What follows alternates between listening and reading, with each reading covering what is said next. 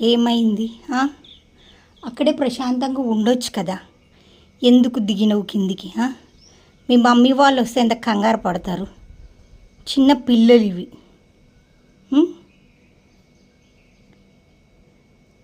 నీకు అర్థమవుతుందా? నీకు అర్థమవుతుందా? క్యూట్గా వింటుంది కదా, వింటుందా భయపడుతుందా? She wants to fly. ఇంకా రెక్కలు రాలేదు, చిన్న పిల్ల ఉంది ఇది. దీనిని మనము ఇక్కడ దాని ఇల్లు, బట్ షీ వోంట్ స్టే. ఇప్పుడిప్పుడే